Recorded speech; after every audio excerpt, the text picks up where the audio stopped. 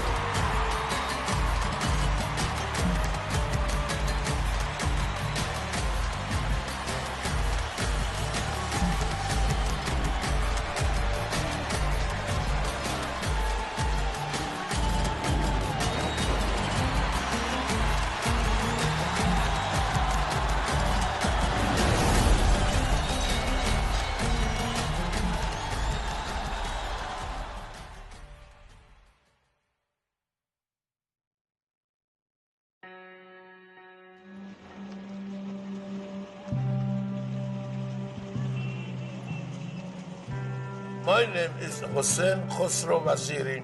I born in 1942, but Iran was at peace. Everything was very quiet. I grew up to 5 years old, a small town of the Iran. My young day, my business was in the Tehran, Iran, my father's business, and I was 14 years old. My work was to go practice wrestling. I was married to the wrestling mat because I was so much fall in love with the sport. I didn't care about girls, only I cared about wrestling. Sports was the very foundation of what I call Iranian nationalism, Iranian national ethos. Wrestling was a national obsession because physical training was viewed as the foundation of healthy citizenship, a healthy state. And then I come 18, so I said, better I go army.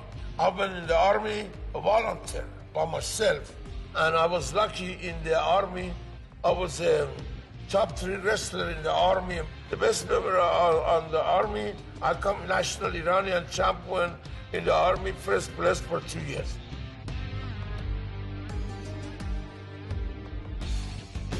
Before you even got into wrestling, you were the bodyguard for the Shah of Iran. Yeah, yes, sir. And in Tehran, Iran, and anytime Shah and his family come to the Persepolis and Shiraz, I was security and bodyguard for the Shah. Shah Mohammad Reza Pahlavi of Iran went Paradeva. The Shah came to power in 1941 after his father was forced out of power. During the 1940s, early 50s, he was in a very peculiar position because of the conflict, international conflict over oil. He was under a lot of pressure, and he was identified with as an enlightened monarch, often repressive. I got a job from Shah because I was a top 3 national Iranian champion of the army. I was good security, good bodyguard. Today, nobody heard the Shah, nobody heard his wife, and I was a good young security for the king family. Shah at that time, it was very good to the athlete.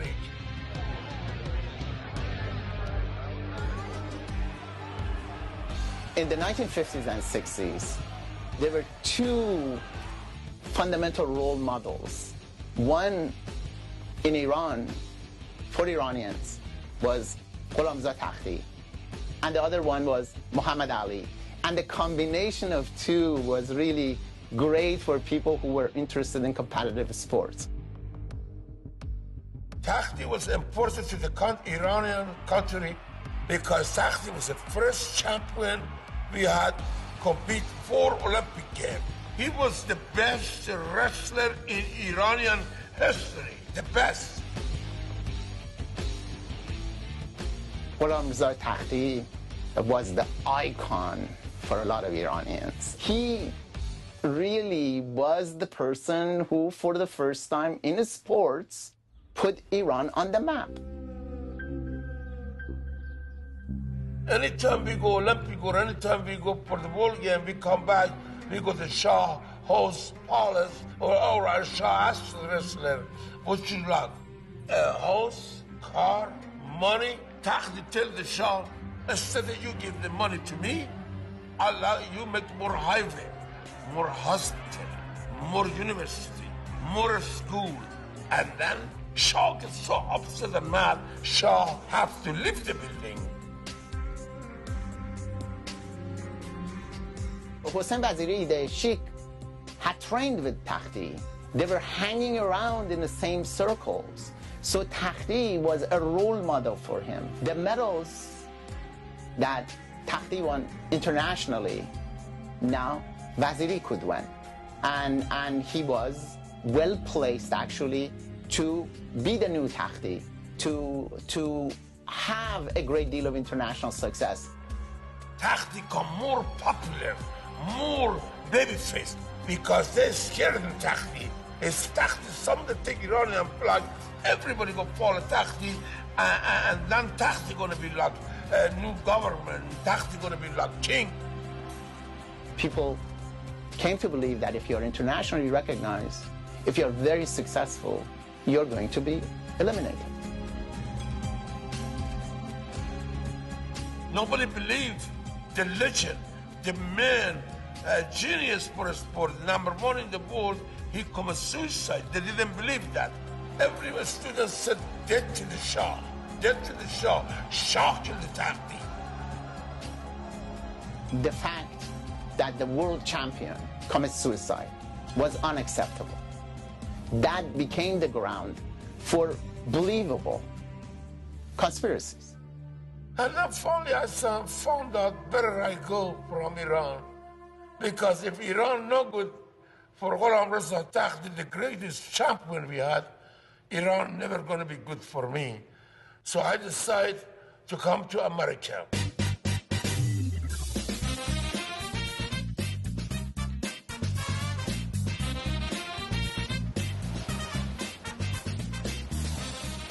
The reason I come to New York, because I have an Iranian friend, and 1 week I stay in New York. After 1 week, I go to the Minnesota.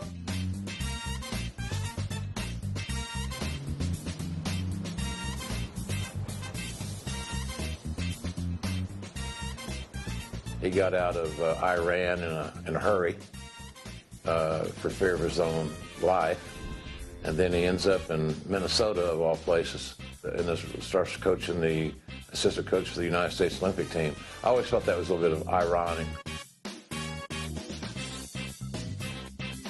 My sport was international, freestyle, Greco-Roman. I didn't have to talk too much. I'll just show the people technique, move, and exercise. And my team, first year, AAU champion. Second year, AAU champion. Third year, AAU champion. Fourth time, my team AAU champion. Ladies and gentlemen, let us see, here he is, Vern Gagne. The Iron Sheik starts off training with Vern Gagne, who was the promoter in Minnesota, and Vern Gagne was also an alternate at the 1948 Olympics. And he picks out real athletes. He's not looking for gimmick guys. He's looking for pure wrestlers. I tell you, they initiate every hold with the classic wrestler's approach. That's right. Oh. I started 1973 with Mr. Gagne. I was a promoter of the Midwest, and that camp was Ric Flair and Jim Brunzeller, Greg Gagne, myself. We all started 1973 in Minnesota. Emerge.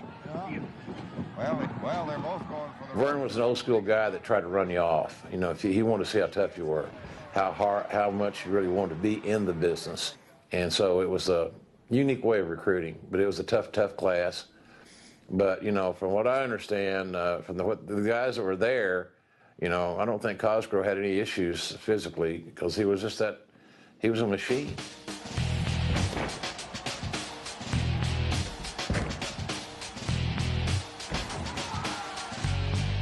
Mr. Vergania, he know this. I'm All-America 4 times AAU champion.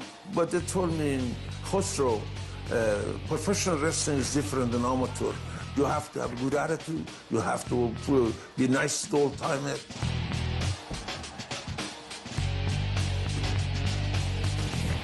And here was a guy that was smaller in stature than a lot of his contemporary, but 10 times as tough. He had the real-life ability to actually hurt anybody he really wanted to and do anything he wanted to do to them at any given time.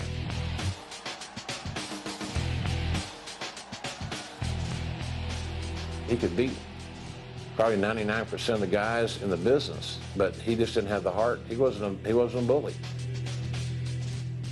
A lot of American wrestler, there was a scarce wrestling with me because I have a bad name. If they don't want to work with me, if I get mad at them, I can suplex them, I can give them damage. I had a bad reputation.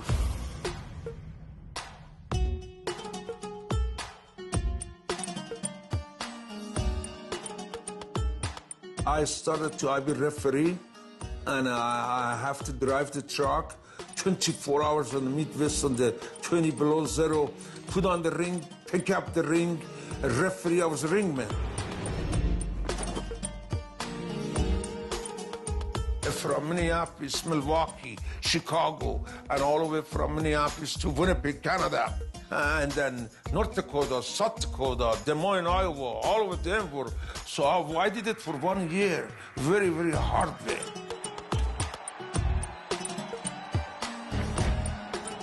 He wrestles as Khosrow Vaziri, full head of black hair, very handsome man, trim, muscular, and he wears a singlet with Olympic rings on it because he had been an assistant coach on the U.S. Olympic team. So essentially, he starts his career as an All-American.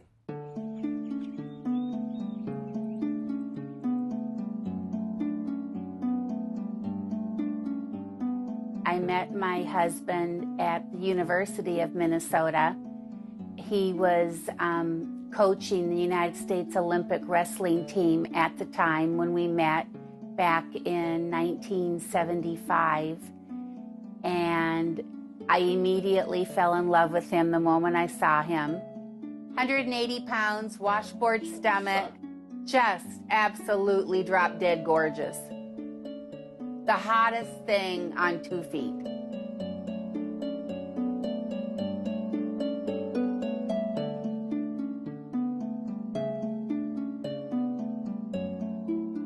We wanted to get married, but my husband was busy wrestling and he worked every day of the week. And so we could never get a weekend off to get married. So we were married on a Saturday night, and my husband had gone to the Minneapolis auditorium and wrestled that afternoon. What an elbow drop. He says USA and put the boots right to it. In 1976, the Sheik once again is an assistant coach for the U.S. Olympic team. And Verne Gagne, the AWA promoter, is there scouting future talent. And Mary Gagne, Verne's wife, is there. And she's asking Khosrow, are you happy with your role in professional wrestling? He's like, well, I'd kind of like to be a little more prominent. And she goes, well, you're Middle Eastern. Why don't you make yourself a sheik?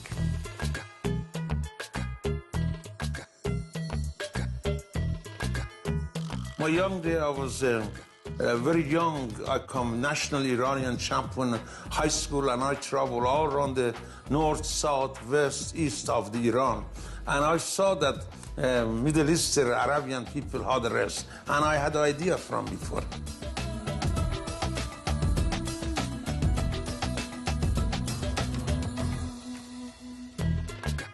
I start to grow mustache, and I let it grow up until I shave it, I trim it.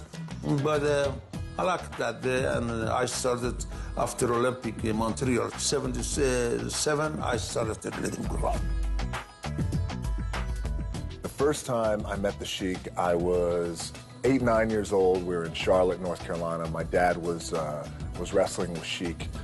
He was a striking guy, really an unforgettable look My mom had become friends with Sheik's wife, Carol, and she had come over to the house many times and even had the great displeasure of babysitting me on a few occasions. Hated it. Hated it. Hated the mustache. Hated the shaving the head to become the Iron Sheik. He loves the bad guy. I mean, that was tailor-made for him.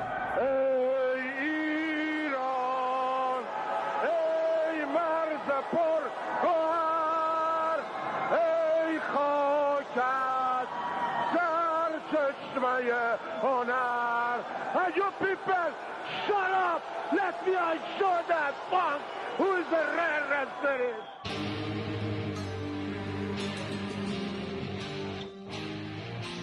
And it gets in his mind to transform himself and play off of the core Islamophobia, perhaps, that many Americans unfortunately carry. 52. Wrestling is funny, man. Whatever's going on in the world is magnified 100 times in wrestling. On November 4th, Iranian students seized the U.S. Embassy and 63 hostages. In 1979, Jimmy Carter is our president. I think Jimmy Carter is a fundamentally decent human being, but not a very tough president. As a result, the Ayatollahs are able to hold a group of Americans hostage and parade them on television every night. Promoters in America have always been quick to jump on any nationalistic storyline. Iron Sheik from Iran, from Tehran, Iran, against Mr. USA, Tony Atlas. Every promoter wants an Iranian villain, and there is one. Khosrow Vaziri wrestled for the nation of Iran. Khosrow Vaziri speaks Farsi. They're gonna call USA, USA, and I'm sick and tired about you and USA. Tough! In the crazy world of professional wrestling, there's a lot of heels and baby faces, good guys and bad guys who kind of play the role and play the part. That belongs to the Iron Sheik. The Iron Sheik is the only man. You know, at that time, I remember watching him. He did these brilliant interviews with Classy Freddie Blassie as his manager. And he goes into, Ayatollah Khomeini telling me sick, bring back World Championship belt. And automatically you think, that's not put on. That's a legit accent. He's the real deal. Man fighting outside the ring. And when the Iranian hostage crisis hits, and there's genuine heat between the United States and Iran, the Iron Sheik character ignites. The Iron Sheik is just Pearl Harbor. The precious one is about the same type of tactics as the Khomeini and the embassy. Without warning, they struck a defenseless person at the time. It was the right time to I can establish my character or my gimmick, be the real baddest wrestler in the earth because I was Iranian. The precious one at his mercy. من نمیخوام از کشتی کشورمون صحبت بکنن همه دنیا میدونن که ما اولیم و منم اینجا آمدم برای It was a time in wrestling where a lot of people still believed that what they saw was real or reality based. Wrestlers will tell you there's good heat and bad heat. Good heat, as Freddie Blassie once explained to me, is when the fans boo loudly. Bad heat is when they want to kill you. The Iron Sheik had both.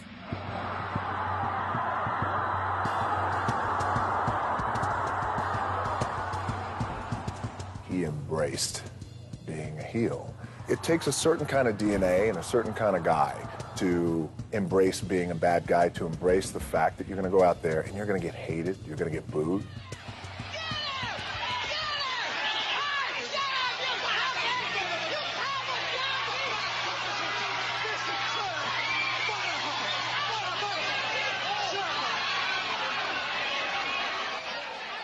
I never had heat like the Sheik had. There's what we call change the channel heat. You know, there's heat. Yes, I want to pay. I want to see this guy. be beaten up by my hero. And then just change the channel heat. We just go, yeah, I don't like that. And Sheik had the right heat. You didn't change the channel when the Iron Sheik was on. Back in the day when he was just getting this thing rolling, you know, the audience could be very violent.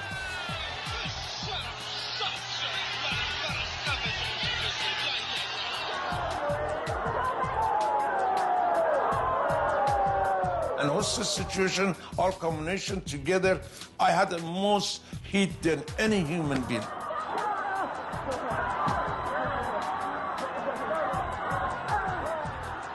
This guy was real.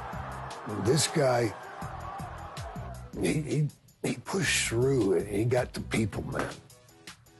And his arrogance shone through, too.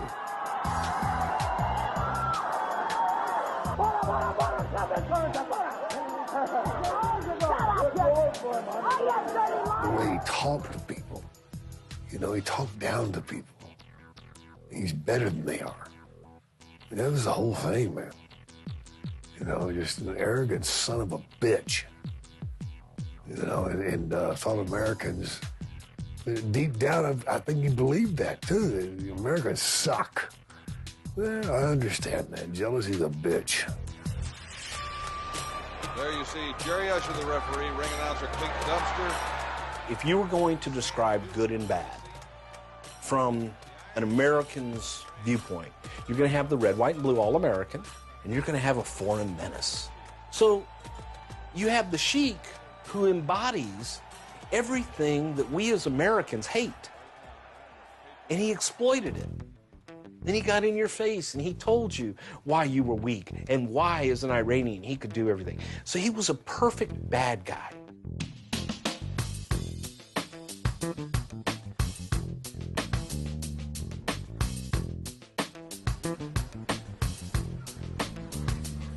Sheik made everybody humble.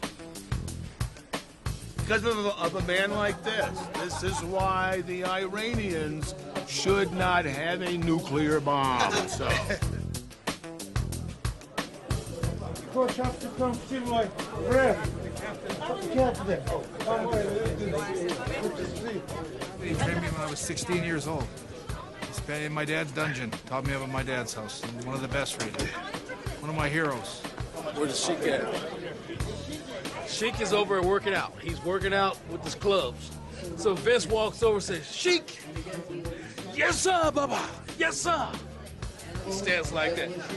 He said, you tested positive for cocaine. Thank you. Thank you very much. Thank you. The Iron Sheik stories are legendary. The stories of his toughness are legendary. Of his badassery are legendary. I remember sitting in a room, you know, drinking some beers, maybe smoking a joint, and, you know, Sheik could be there with everybody else, you know, having a little toke, having some beer, but then he started doing squats. And he'd do hundreds of squats till he was dripping with sweat. I mean, dripping. I mean, he's got the constitution of a rhino. When he drank, he got all partied up. Never started fights or anything. That wasn't the thing. He was like, come to the party, let's have fun. He wasn't like an asshole when he got wasted, you know what I mean? Unless he really got trashed over, then, yes, the cops were called. I learned everything I know. You want to talk to a lot? Well, not everything, but a lot from this man right here. You have to hang around this man right here, right? And anybody that has never been in this man's company, damn!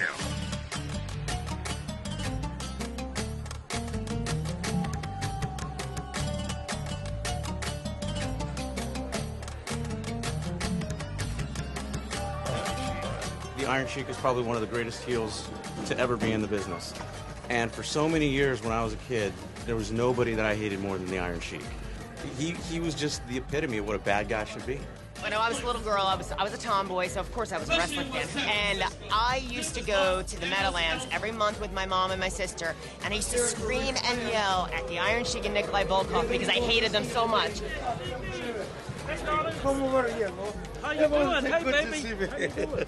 I love you, baby. Memphis, Tennessee, the Iron Sheik, one of the first people I managed in Memphis, Tennessee. He used to come by my house, remember? Exactly. And we would drive to Louisville, and Evansville all together and had some great matches down here. One time on TV, live, 1 hour and a half live, Iron Sheik and I were doing an interview.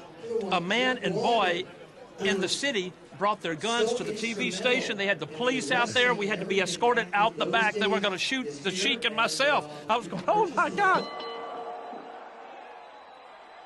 The WWF at the time, WWW at the time, always looking for fresh faces to be the new villain. McMahon had great vision, so he saw that I have potentially one of the great villains here that we can maximize, we can monetize. It'll make everybody that touches a product more money. The key components to a successful promotion are having villains that people disdain.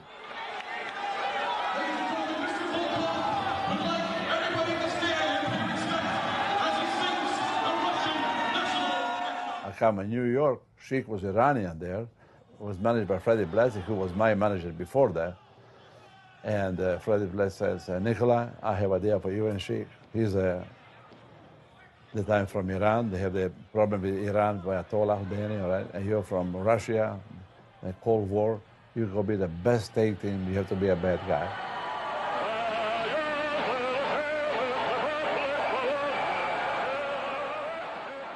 Me, she have so much heat in the ring. Actually, we will get more heat just going to the ring. The other people even have wrestling.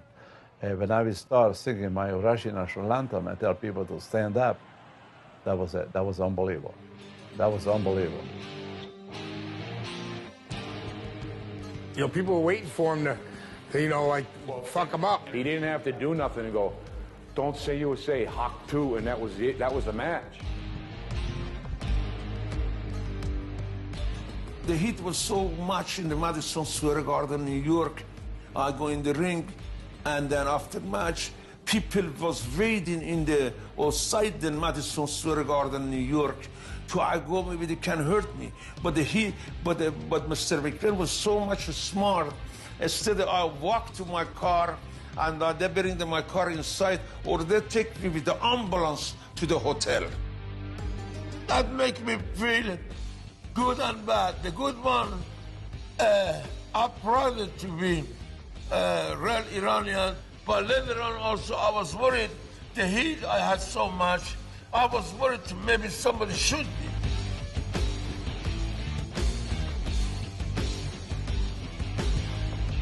Sheik would get crowds so irate, they would be coming over the railings, trying to get to him because he was that evil menace. If we can only get rid of him, that's the tip of the iceberg. We know he he probably talks to that Khomeini fella on the phone. I bet you they got his number. They probably get on the phone. He's over here, he's a spy. You know, it's just, Sheik embodied that. And they wanted to kill him.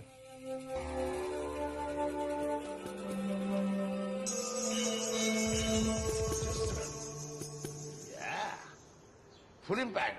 This is the best brush in the world, brother. Comb your hair back. Comb your hair back. Alexis, come here, baby. I want to see your glasses. Not fill that, Papa Sheik. Let me show you mine now. And then you tell me who is bigger. Papa Sheik Papa won. Sheik, yeah. Papa Sheik won. Beautiful. My dad was a wrestler, and he was famous, and we used to see him when he was in between working, and we never really understood that our dad was famous when we were little. To us, we knew it was different because our friends' dads didn't have cartoons on Saturday morning, and they didn't have dolls of their dad. So we knew there was definitely something special about him and what he did. Never see a junkyard dog get back down from a fight. Not this one. I really didn't realize a lot. I mean, I knew it was very cool. At school, a lot of kids would always ask me wrestling questions, and I didn't know, like if it was fake or if it wasn't fake, or for the longest, I never understood what they meant by is it fake. My husband's career was flourishing. His role with his daughters was limited because he was gone so much. But when he was home, he basically took advantage of every minute he had. They grew up in the old school. I used to go training them, gym, workout, training them was best in the neighborhood. Beautiful. Where is Alexis? Bring the Alexis here, Mama Carol. He would call all the kids over to our house, and he would train them like they were in the Olympics. And he had them running till they were all red in the face. But all of our friends and neighbors were used to it, and they would, you know, either not play with us when our dad was in town or just run home. And we always wanted to do that, but we couldn't because our dad was the one making us do it. I think my mom told me once when I was born they thought I was going to be a boy because I kicked a lot. I guess he had asked her if they could take me back, that he wanted a boy.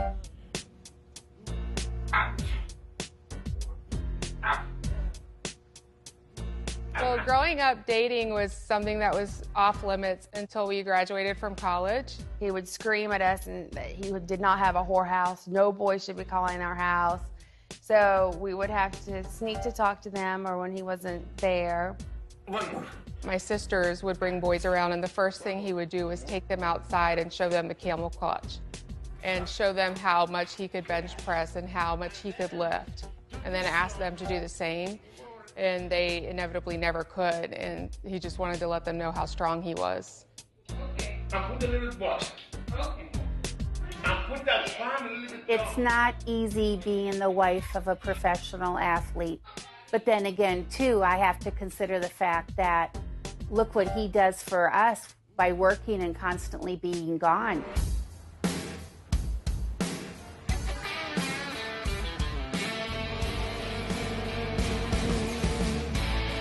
Professional wrestling took off as it had never had before in the 1980s. Vince McMahon was the promoter, the one wrestling promoter that had the vision to see that wrestling wasn't going to be done in smoke-filled arenas in little towns anymore. It had to be like a touring event at the big arenas. But Vince McMahon doesn't want WWF to remain simply a Northeastern territory. Vince McMahon wants WWF, later WWE, to be an international brand. It was a ballsy and gutsy move from Vince McMahon. At that time, he wanted to completely take over the world of professional wrestling. And it takes vision, and it takes balls. And you gotta have your hero, and you gotta have your villain. Listen, lady, this is my property. Now, get out of here, you lazy American. Bomb Iran, #1. The Sheik, #1. Wrestling wasn't going to cross over if there weren't celebrities involved. So Vince McMahon went out. I don't know what the terms of those deals were, but he got celebrities. He got Cyndi Lauper at the height of her fame involved with the WWF. The celebrities coming to the Garden and coming to, you know, the other arenas and essentially endorsing what Vince McMahon had created. Manager, here comes Iron Sheik now. He loaded up the deadly camel clutch from the man. Wrestling in the 80s was just, it was crazy. But once you went to WWF, fuck, you couldn't go nowhere because you're everywhere. It was a magical time. I mean, the excitement, the buildings, all of them were sold out.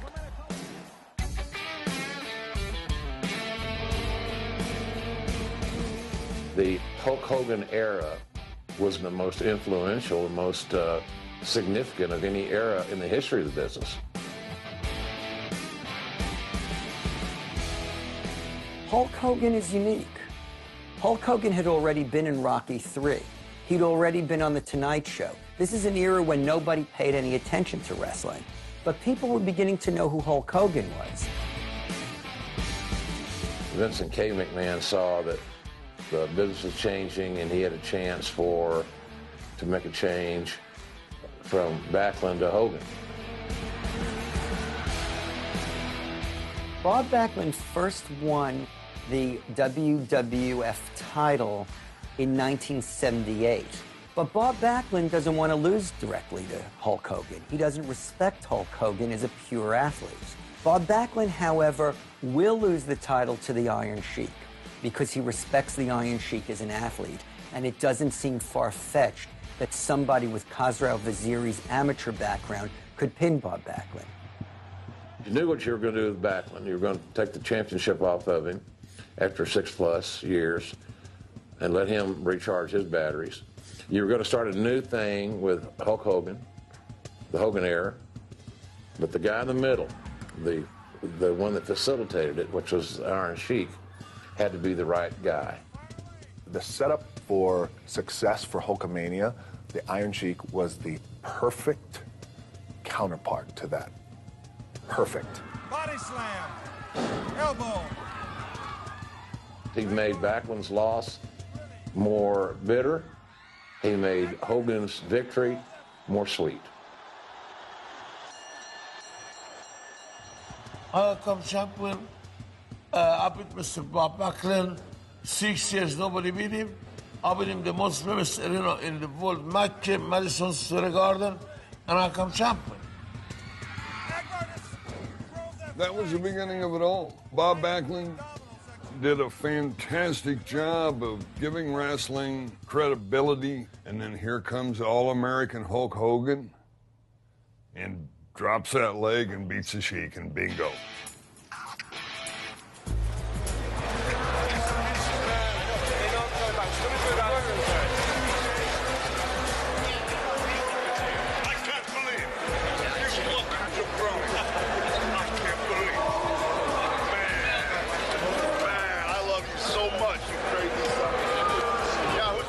Hulkmania thing took off, and Vince Jr. called me and told me he had a great idea for the business. He was going to take it international, and they wanted me to come in, and they had an idea to put the belt on me and wrestle the Iron Sheik.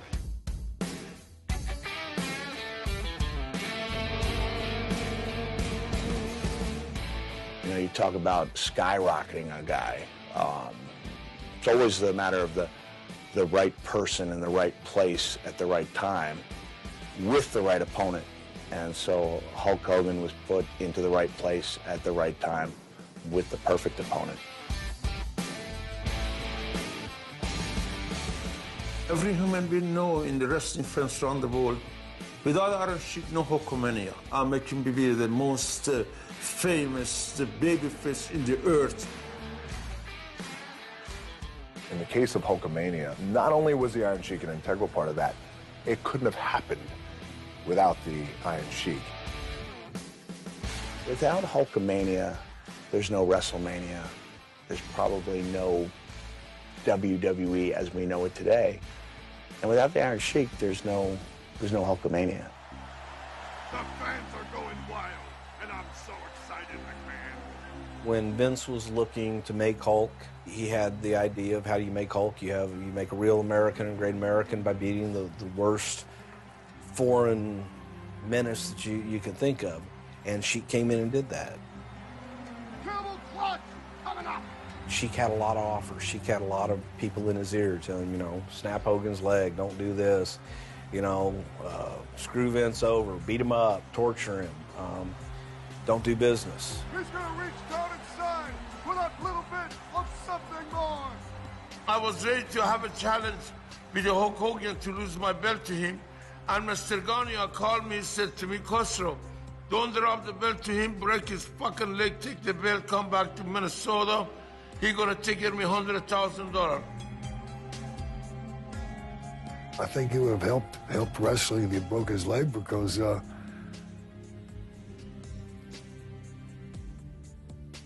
just a crude bastard. I like heat. You know, I think the bad guys have to come up every now and then. And the whole thing about Hulkamania was, you know, you wrestled him one time, man. You're done. And that's how they built the Hulk. They fed him every great piece of talent the world ever knew.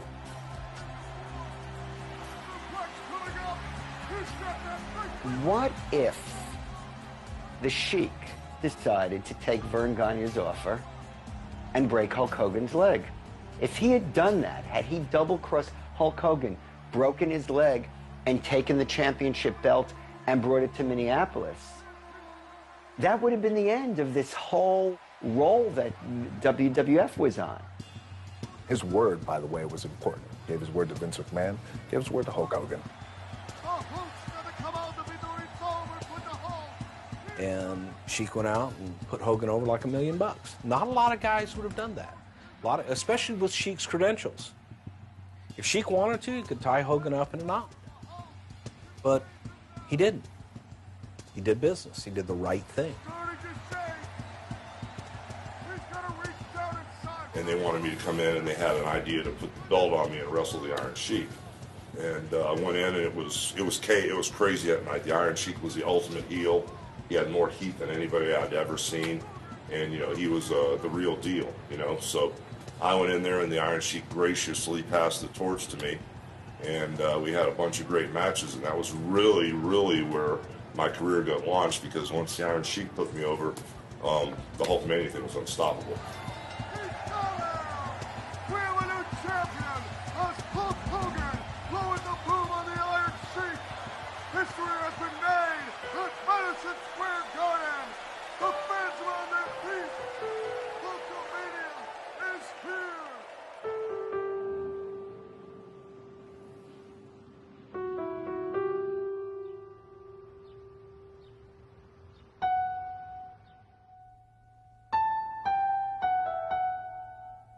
And I sit here, watch my TV something. We all get old. We have a lot of damage for wrestling, kidney, bone, operation, hips.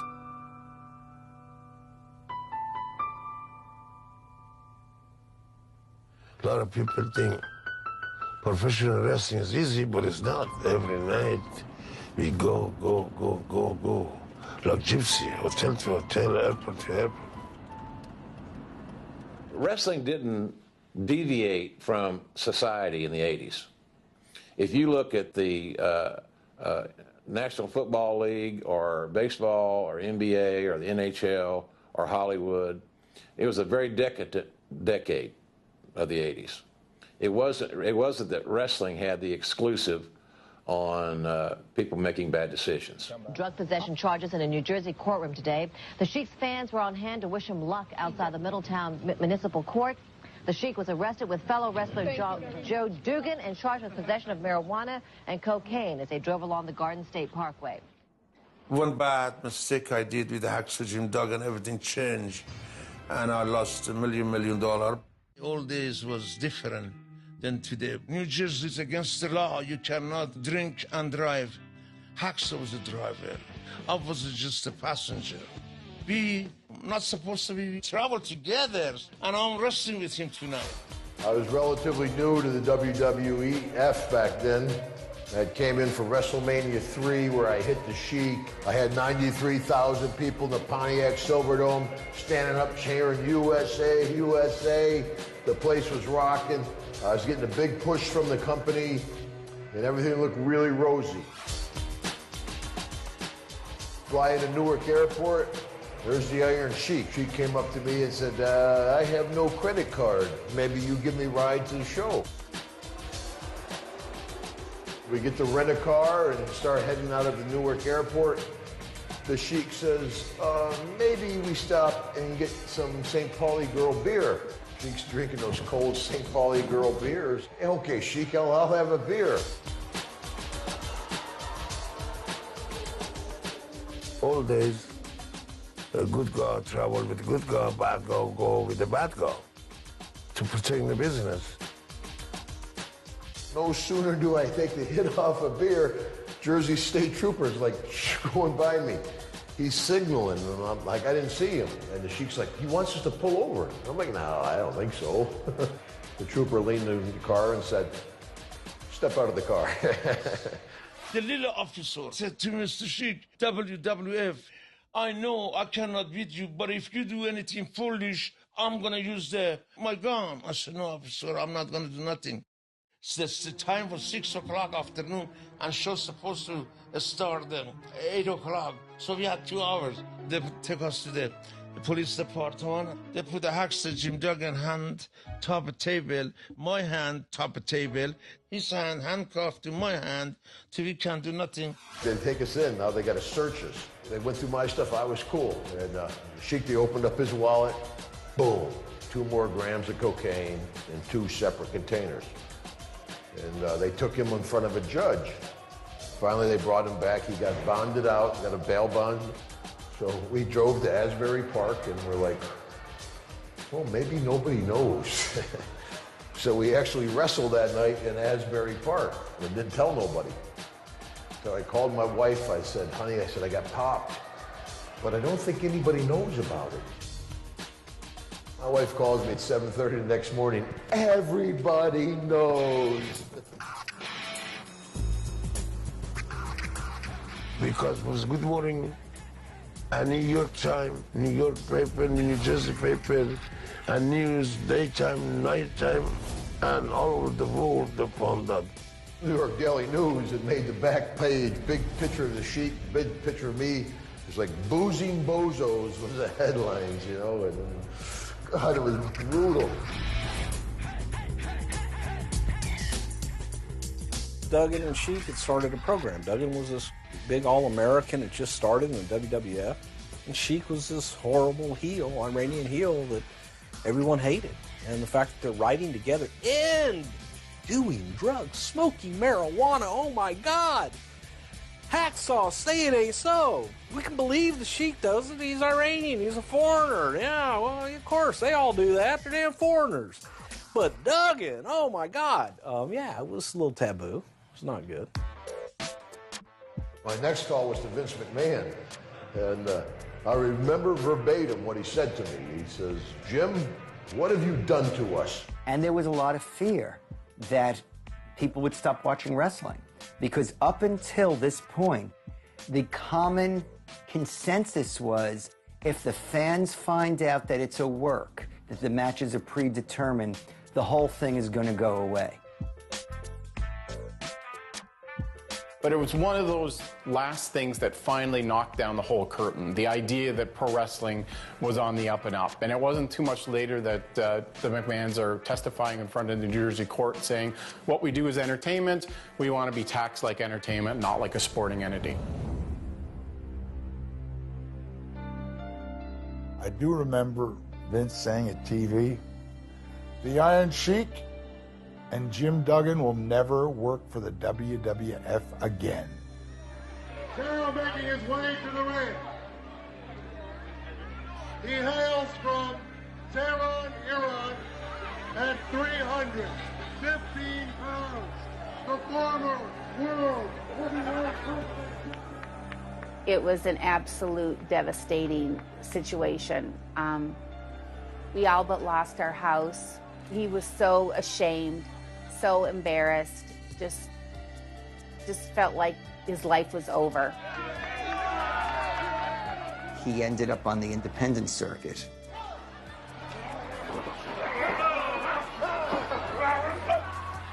$93,000 people, great feeling, great atmosphere. 93 people and not too much excitement like 93,000 people. I didn't have a choice, and I love my business, and I want to work to make a living, and that's why I didn't have any choice, and I work in between them. 100, 150 people, 200, 500 people, something better than nothing. Here we go. The Mighty Maccabee, the Iron Sheik, for the Maccabean heavyweight title. Sucks, man. You have to do independence, and these independents are high school gyms again, man. Really, you know, it's not fun. But you still do it because you got to provide, man. The Terror's got the Sheik.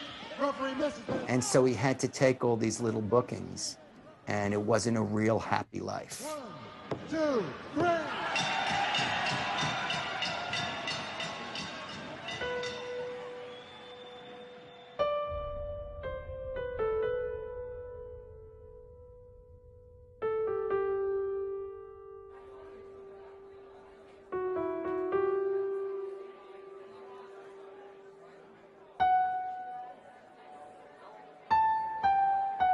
I was waiting for the bus one day after school, and I'd seen a flyer on the bus stop saying, "Live wrestling featuring the Iron Sheik and Abdullah the Butcher."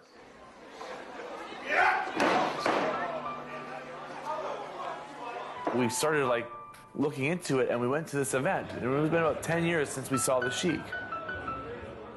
Went to this place. It's a small bar in a bad part of town, and there's about 110 people there. There was live wrestling matches with guys who I had never heard of.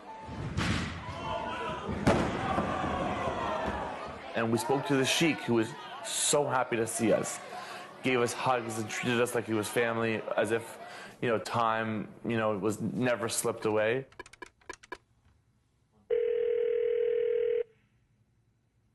Iron Sheik? Yeah. It's Gian Megan. Oh, yeah, Gian, how are you? Good, how are you? Long time no speak. My first introduction with the Iron Sheik, I remember very vividly. My brother and I were 3 years old or so. Cameraman, zoom it. Look at me.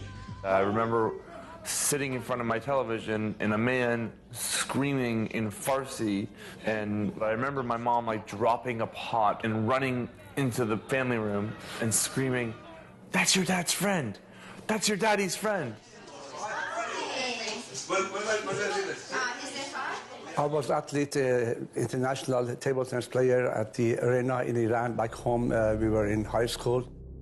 We practice same club, Park Shahar, and very popular in Tehran.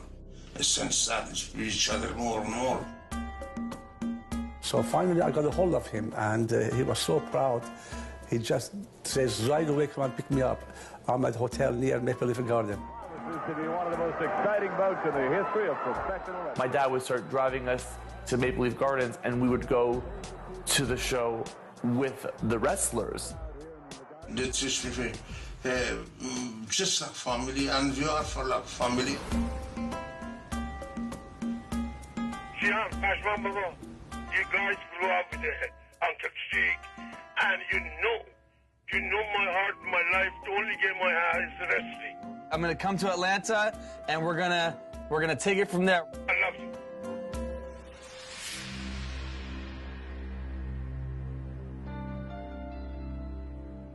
The drug abuse tore our family apart. It made us want to be strangers to each other. You want everything rather than, no, I can't do that. Now I'm too fucking old for that bullshit. This death, the slow death of someone you love right in front of your eyes. It hasn't happened yet, but you know it's going to, just right around the corner.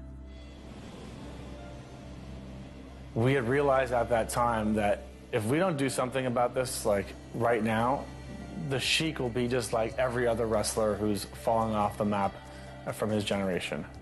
And at that time, I decided I wanted to go to Atlanta and just be there for the Sheik because it was really getting out of control.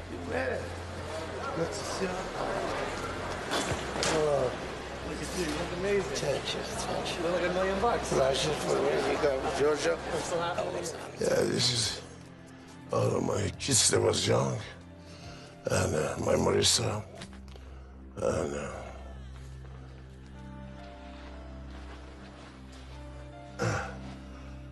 well, you read it. What is this?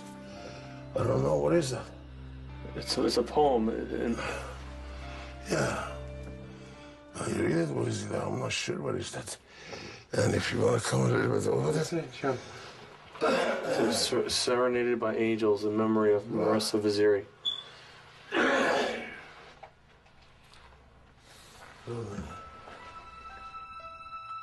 My daughter, Marissa, do I have to? Growing up, he would always protect us and tell us if anybody ever touched his girls, he would kill them, and it was very difficult for him.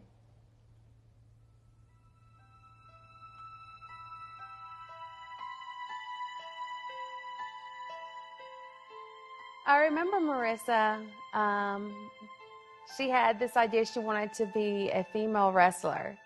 And she wanted my dad to train her and wanted me to train her, and she wanted to be one of the ladies or whatever.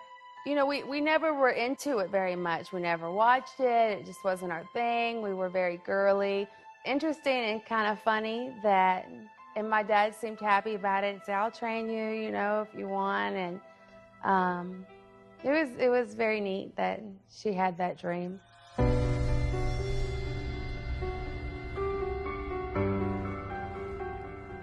She met a guy that she had only known for about a month, and we did not know that he was a bad guy. And I think she was trying to break up with him the night it happened, and that's why he went crazy, and something just snapped in him and he strangled her.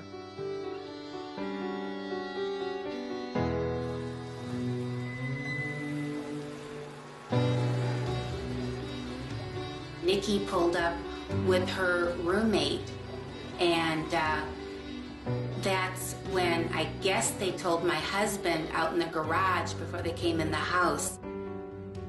My young daughter, Nikki, come, tell me, Daddy, Marissa is dead.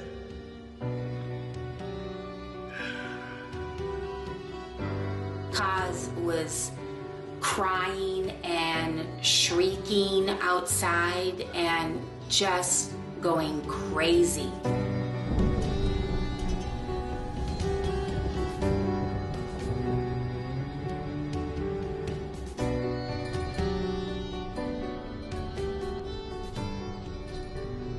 I never come. This is the first time after I lost my daughter. First time I'm coming with you.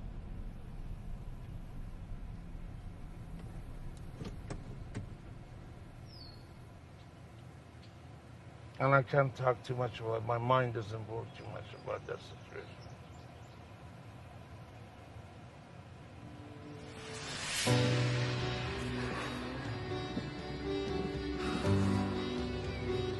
It was very difficult for my father, having lost Marissa.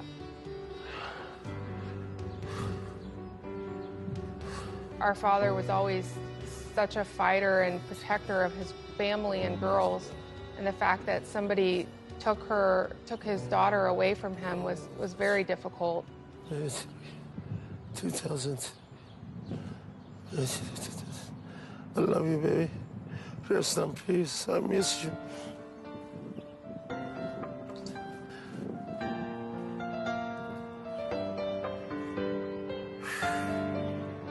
Sheikh took a very hard. That's killed his heart. That took him back to, yeah. Because in his mind, he almost didn't have a reason to live anymore. And that was a very, very bad thing that happened to him. He wasn't the same anymore, brother. And that's sad to see that. I mean, to feel like that, you know, and that was her daughter, man. He's gotten worse since my sister died, I think. That has affected him hugely, and he's just worse on drugs. He doesn't seem to care. It does a lot. It's like the main thing that we hate about him. Yeah.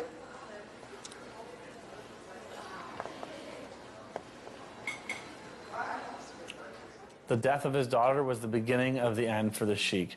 It was his lowest point, and he didn't even know how to communicate with anybody. He would just go out into the streets and pick fights and turn to drugs and just really just be very, very, very uncontrollable. Darius, you got to drive. What do you mean? He has to drive. I know. Who? Darius. Don't worry about him. He's my cousin. Are you the man or he's the man? Who is older? He's the man, he's Iranian. Mind his mother, and he know how to drive to make it home. Don't insult him, Mr. Darius. Say you're sorry. No. I'm sorry, but you know where I'm coming from. I don't give a fuck where you come from, but don't never insult the legend.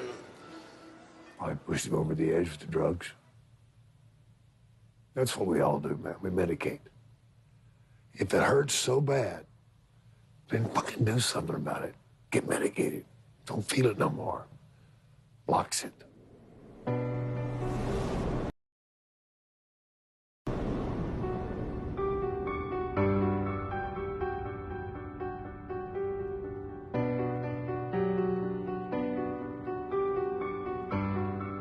I want to go to my ghetto, get my medicine to go home. If you cannot take me, take a fucking walk.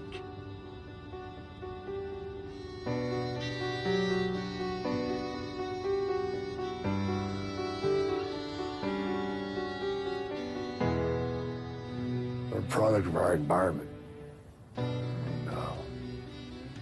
I remember a wrestler telling me that it made him sick at himself that he's the one that turned Sheik on to cocaine. And he hated himself for it. Because Sheik, like myself, we like that shit.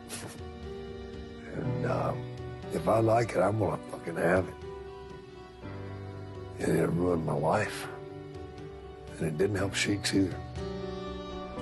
Turn the lights off, man.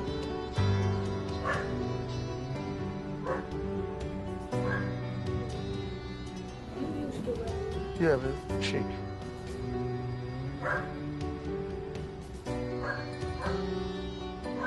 Yeah, man. Sheik. He's only half existing, basically. He's so caught up with smoking dope and having a few beers. I mean, that's his whole existence. That's good brown one, right, babe? Good brown. Good quality, right, babe? It's just 40, and I give him 10 tomorrow. Do you have a lighter for me? Give me one lighter. Yeah, give me one lighter, please. Yeah, now He used to be an alcoholic. Thank you. But then he quit that, and then he basically went to the crack and cocaine and then the marijuana. And now it's pretty much, I think, the crack and the marijuana. And he's always, every day looking for money. Somebody have a key? Yeah, I got it. You ready to go? Ready. Let's go. Your ankle. You keep on leaning on your ankle. Go to the top of it, right? Don't remind me. Just there, you know. I'm okay. So I go to Atlanta about 2 or 3 years after the death of Marissa, not knowing what to expect. In my head, I thought I was going to see a destitute Sheik. I thought the Sheik was broke because he would always call me, asking for money, and I would send it to him because $40, $50 wasn't a big deal for me, especially when my childhood hero was asking me for it. And when I get there, it was kind of a bit of a shock.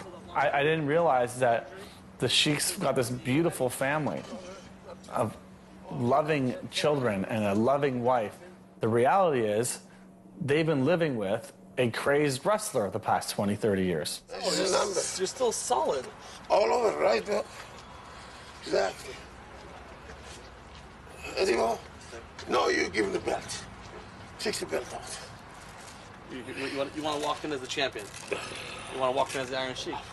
Gold, and champion. No matter where you are, you want everyone to know you're the Sheik. I already know, but I have to help him a little bit. Look at all the kids at the windows looking up. Yeah. Come next to me, talk to me. Next time, try your shoes. I know at one point the Sheik, in his desperation to make money, would sit in the Ramada Inn lobby and he would wait for fans to come by and recognize him, which they invariably did. And when they did recognize him, he would sell them an 8x10 glossy, an autographed picture for $10, which, from what I understand, would then be used to subsidize his drug habit. Atlanta, USA, #1. All my wrestling fans. Cameraman, zoom it. Over there, bro.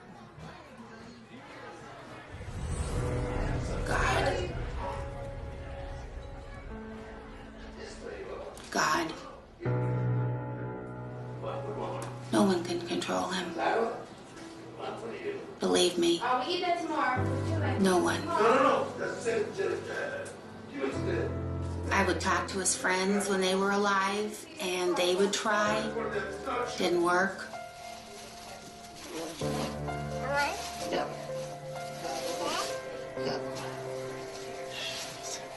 So I'm in the Vaziri house, and I'm trying to figure it out as I go because I was expecting something completely different than what I had seen. And here you have Carol, who was very aware of what's going on. She's very in tune with the Sheik and his mannerisms. She knows the real Sheik, and she knows Khosrow Vaziri. That's the man that she married. And so I was learning all this as I was going along. And I really wanted her to know that we care for her and we have her back. And how can we do this together? How can we help you guys get the Sheik off of the drugs? And what do we have to do? Where is our place in this? How you guys doing? We're about to fall asleep. You can't go fall asleep, not me, because it's important for me. If it's so important, where have you been? I know where I've been. Where you been?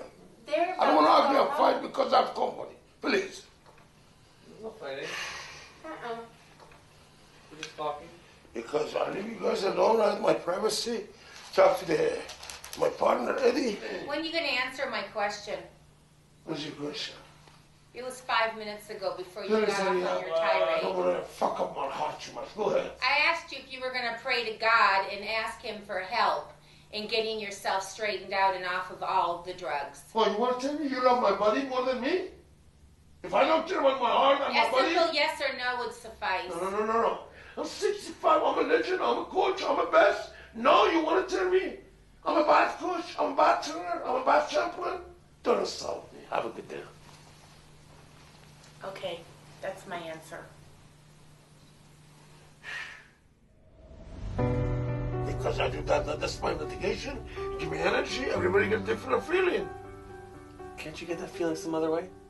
I already did almost my life I was amateur. Olympic amateur, I never did that. I didn't need it. Can't you get that? No, I'm a handicap. I have a pain. I suffer pain every day. You're not in my body. You're not my knee. You don't know what you're talking about. There are ways to get rid of that.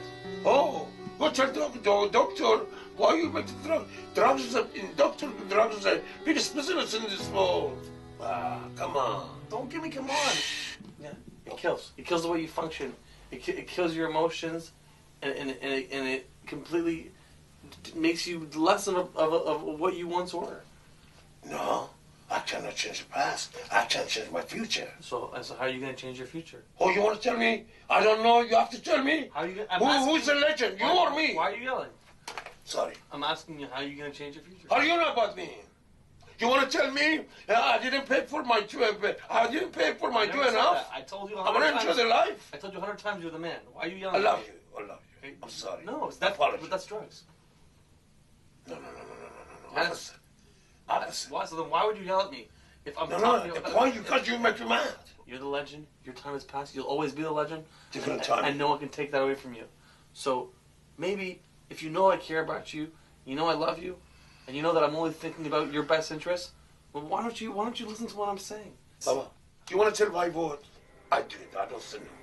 I do my medicine, getting medicine, hard medicine, soft medicine, but I'm a master. I control the medicine. Medicine doesn't control me. Thanks for your advice. Don't talk about it again. I'm going to try to slow down, and I'll try to change my lifestyle.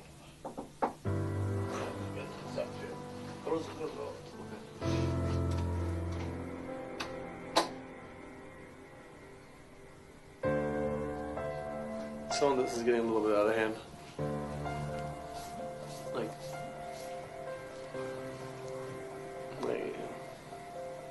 I guess he just needs it. Like, there's no way around it. Like, if he's working, he needs it.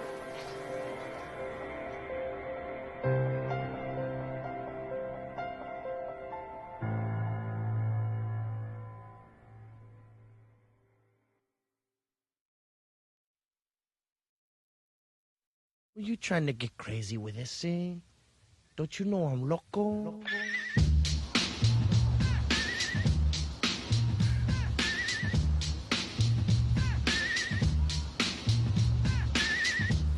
Sheik got lucky because he did enough drugs at one time that would have killed a normal man. At this stage of his life, he said, I've had enough. I'm done. I'm done with that. Baby, you don't need that. Can you take that one out, bro? You don't need that. It's probably the hardest thing a person can do, is to quit drugs. The Sheik's family couldn't really abide by his habit, and his wife left. And you work with people who are sick or you get them help. And that's what we've always done. And he ended up in a little apartment not far from his daughter, hoping to reconcile with his wife and hoping for acceptance from his 2 surviving daughters. But they had conditions. The most preeminent one was that he cease and desist his crack use. And put a little bit and put that palm a little bit down. We're moving forward. It's getting better. There's bad days, there's good days, but there's more good days than bad days. He has managed to conquer his drug addiction, and I truly believe that that's a permanent victory. I think he values his family too much to risk losing them again. And I'm very sorry about a lot of my friend Young passed away. But it's still, thanks to God, I'm 72 years old, and I become an example for the young generation, and I'm glad young generation, all of them killing, and they don't do the drugs, and learn from Orange Sheik mistake. Let me translate for you. Well, go ahead. Yeah, I know your English is better than me, and you have a big mouth. Go ahead. I think going to Atlanta was the defining moment of our relationship. Look at this. Look at this. Hey? The Sheik was one of the most untapped talents out there. A lot of these wrestlers were just wavering around independence, and the Sheik had this untapped gold that was just waiting to be developed. Kramer, I want to let you know, you break my heart. YouTube was just starting. The timing was when Michael Richards, Kramer, from Seinfeld, was on stage at a comedy club in Los Angeles, and he dropped the N-bomb on someone in the crowd.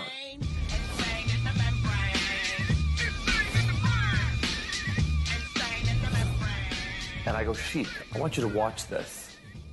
I want you to watch this, and then I want to film you. I want you to tell me what your thoughts were on this. I want to let you know, Kermit, you no good low-life son of a bitch, a skinny bastard. I'm going to come, put you, suplex you, I'll put you in the camel clutch, and I'm going to fuck your ass, and then you're going to be humble. And we posted it, and within like 4 days, it had like 500,000 views. We got freaked out. We're like, holy shit, like, the Sheik's really popular. This is crazy. Yeah, but I'm telling me that too much children. They look perfect. My family, my daughter, and my wife, my daughter, they watch me once in a while. Sometimes they talk good about me, sometimes they talk bad about me, but to my wrestling fans around the world or America, all over, it's interesting. Oh, we're in public, man. I don't give a fuck. I have to let you know about future. Yo, Montreal, man.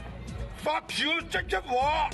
Don't worry about that. Some of those things are embarrassing beyond belief, but I think the reason he does it is to just get the publicity.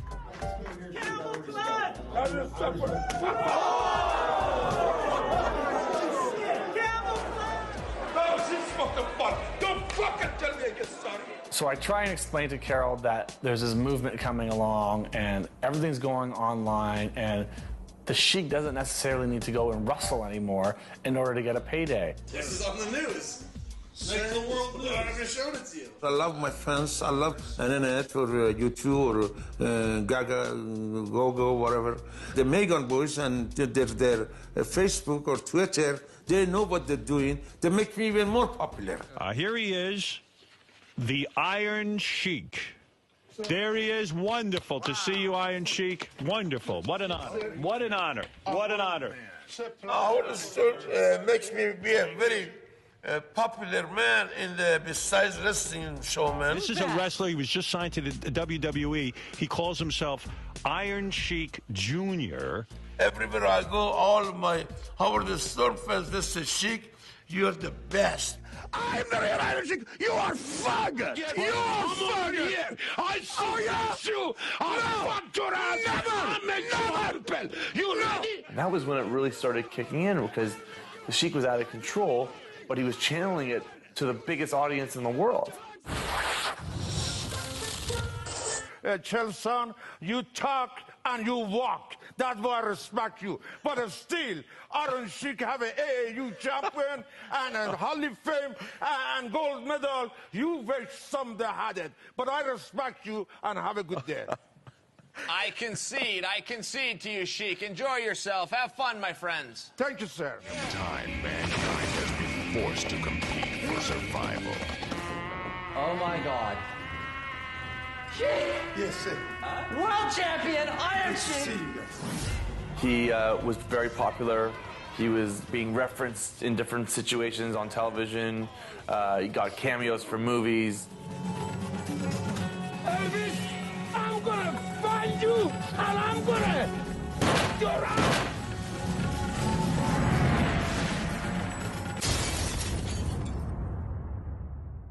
So we started getting a world of phone calls and a world of different inquiries that were all not wrestling. Ah! You dumb son of a bitch! And Twitter came along. Baby, go fuck yourself.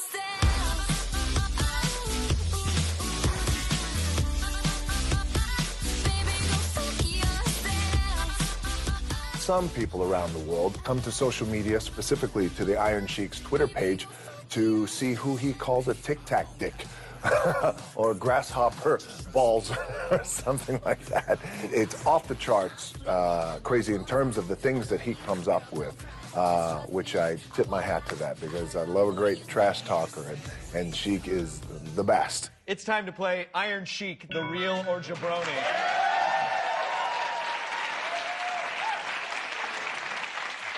If you're not following the Iron Sheik on Twitter, then you hate awesome things because the Iron Sheik alternatively praises and attacks people on Twitter, and it's very clear which one he's doing. I'm going to name something or someone, and for 250 points, you have to tell me if the Sheik likes it by saying real or hates it by saying jabroni. Okay, you guys ready? You guys ready? Here's the first one. Ray J, real or jabroni? Yes, Judd. Jabroni. No, real. He likes Ray J. Ray J, that cheeseburger-ass penguin Kim K. He deserved gold medal. Wow. I follow Sheik on Twitter, and I know a lot of people do. And I always get a chuckle out of his stuff because it's like, you know, you wonder sometimes, you know, did he really come up with that, or you know, is he serious? Well, no, he's not serious, but he's funny. He's funny. And it's pretty good that you can be funny in 140 characters. So when I read them, I hear him talking. And to me, that's pretty authentic. That's pretty good. The best one. We try and keep the tweets as precise as possible.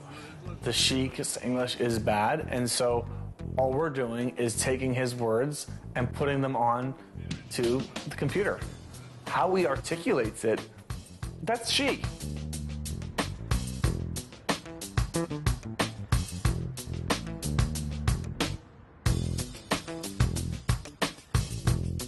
And then a Twitter conference came, and we got there, and the guy working there was like, "Holy shit, you're the Iron Sheik." I'm like, "Yes, he is." You have something you want to say? Well, like I say, I'm the real WWF champion before Hulk Hogan. I'm marching everything you guys know about me. Sheik, that's great. No, I don't want to interrupt, but Hulk Hogan was the best of all time. Fuck the Hulk Hogan. He's the talk about. He's the big talk jabroni, and everybody knows the man is tough. At this very moment, the Sheik is a social media phenomenon. You better believe it, brother. What's Hitler gonna do when these 24th pythons come for you? Hogan! I know nothing! The the idea to put him on Robot Chicken probably never would have happened if we hadn't seen him on Twitter. But we'd been following him on Twitter for a year. So there was this great 2-pack of action figures with the Iron Sheik and Nikolai Volkov. And I took a picture of them and I tweeted it. I said, look who stopped by the Robot Chicken writers' room today. And I said, all right, guys, we're getting the Sheik on the show this year. We have this rope, das flashlights, the fake passports, Playboys, and these. Oh, yeah! Slim Jim! Holy Slim Jim! I just love Slim Jim! I followed the Sheik on Twitter. Yeah, he always, he's a different kind of fashion police. Like, Joan Rivers will speak her mind, but the Iron Sheik will tell it like it is.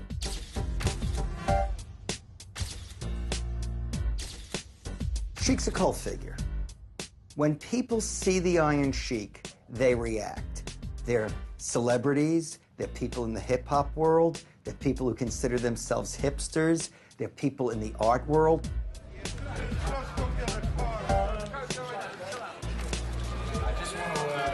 want to bring out someone who has been an inspiration to me, a childhood hero of mine. He wants to say a few words about Haiti. We would go to these events in which the biggest celebrities in the world were there, and they all knew the Iron Sheik. They all loved the Iron Sheik.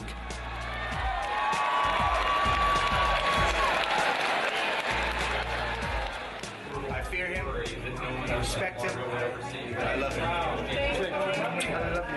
him. Looking back at a 33-year-old or a 30-year-old or a 40-year-old, they were watching wrestling in 1985. They were watching Hulk Hogan and the Iron Sheik. They remember the match. Yo, it's the Iron Sheik. Yeah, but come on. Yeah, check.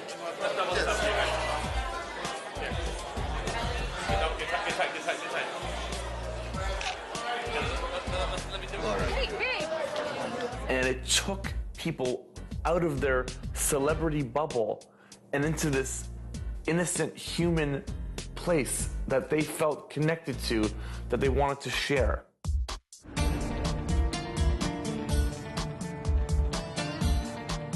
Oh my God,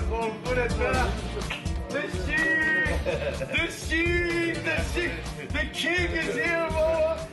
When I came to this country, you know, I had nothing, and all of a sudden, the WWF was in my life. Because that was like the biggest thing that we had as kids, was watching the WWF. We were so happy to have somebody represent us. And at one point, he held the belt. Do you remember that? He had the belt. I mean, just think of that was the biggest thing in our lives. And he had the belt. He was the champion of the world. And it made me feel empowered as a kid.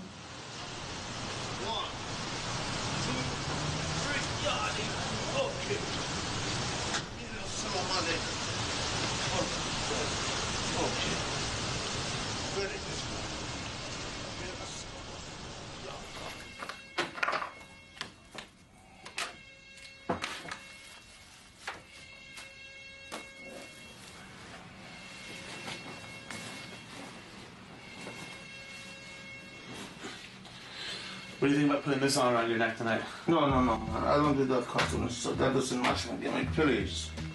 What's wrong with it? No, man, please. You put that stuff, not the champ one. Please.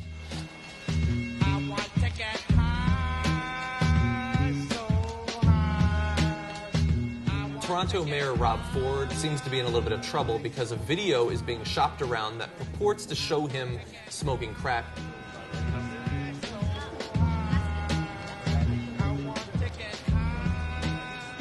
Our job is to expose him and put him out there and get him some attention. All the media, CNN, NBC, ABC, they're all there. Right. Okay? You're going to go interrupt the mayor and say, that's not the mayor, I'm the new mayor of the Toronto. Yes. That's a good point, Chico. Can we talk to him right here? You want? The man is eat a cheeseburger and smoke crack. What kind of role model is for the Toronto city?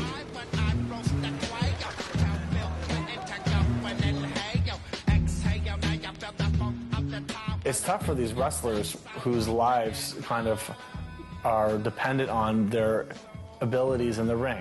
When those abilities go away, they're not left with much more. This is for the most offensive male. But I get this for a reason. And the winner is the Iron Sheik. God bless you guys. If you lock me, fine. But if you don't lock me, I suplex you, I put you in camouflage, I break your back, and I fuck your ass. I make you hungry.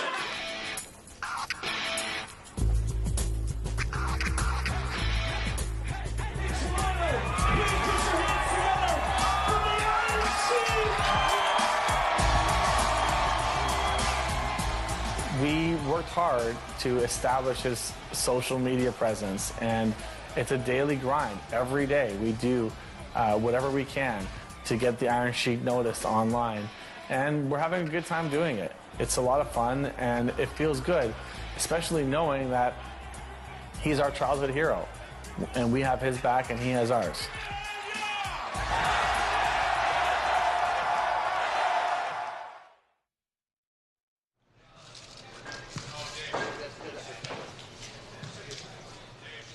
His impact on my career has really been profound. The wrestling business has always been a cutthroat business.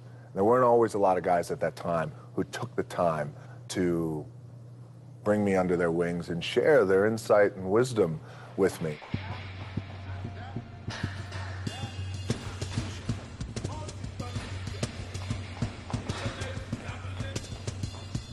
I was humbled that he took such great time and care to, in many ways, mentor me.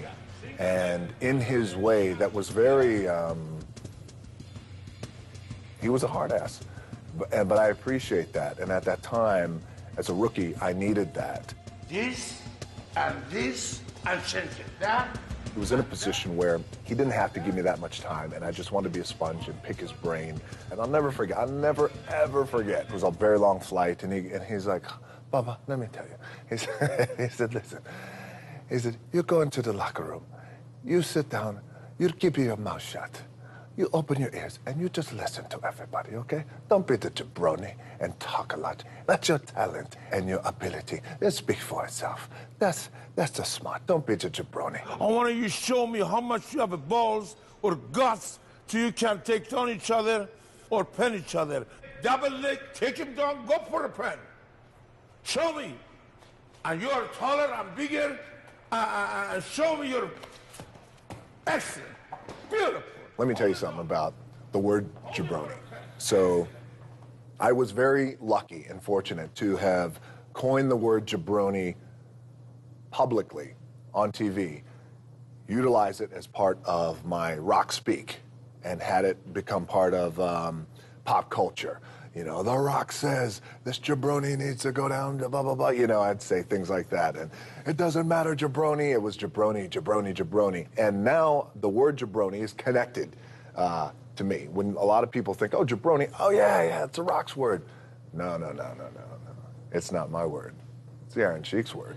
Iron Sheik was the one who would use the word jabroni backstage, and it became this legendary Iron Sheik speak. It was always, you tell a jabroni. Let me tell you jabroni. It was jabroni, jabroni, jabroni. I give the Iron Sheik all the credit in the world for the word jabroni. Jabroni, especially when he told me, you don't be a jabroni. Keep your mouth shut.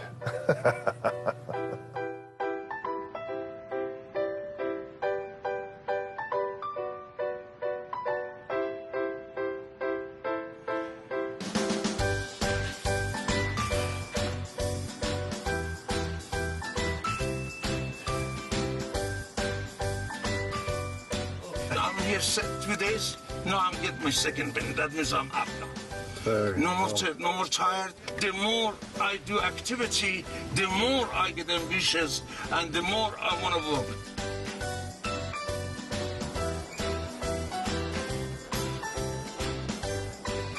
Man that made my career right here. I think fans remember him as one of the classic heels of his generation, and one of those guys who, who will always be recognizable. There's not a guy who walks in and doesn't instantly recognize the Sheik. You know, he's iconic.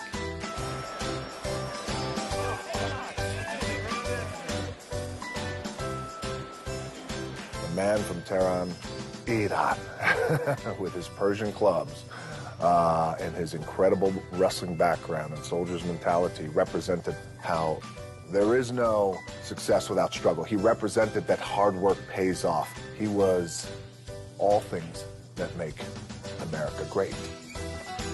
Sheik was a wrestler, champion. And he was a champion. You said it, fellow.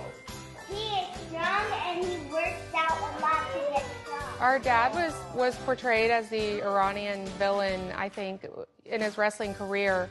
But it was extremely ironic because I've never met another individual in my life who embraced this country more than our dad. America has always been the land of opportunity, and he came here with nothing. And he's had a 40-plus year career living here in this country, raising a family. So I don't know how we could argue the fact that Cosgrove hasn't achieved the American dream. He's a hero to many, many people everywhere, all throughout the world, and rightfully so.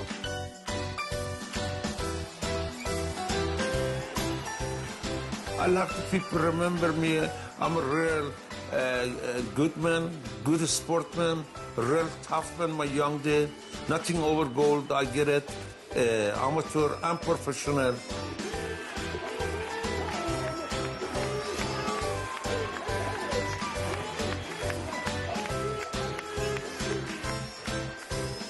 I was many years villain, bad guy here, but now I'm a good guy.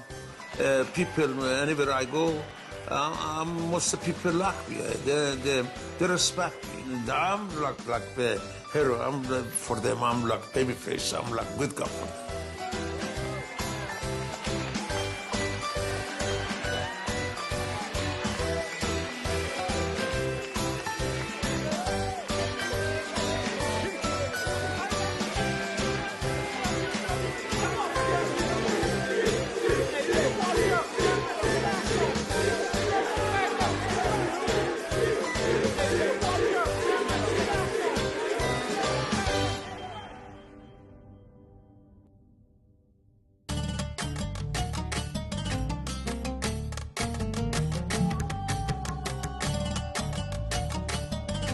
Act 2, Iron Sheik, number 1, cameraman, zoom it.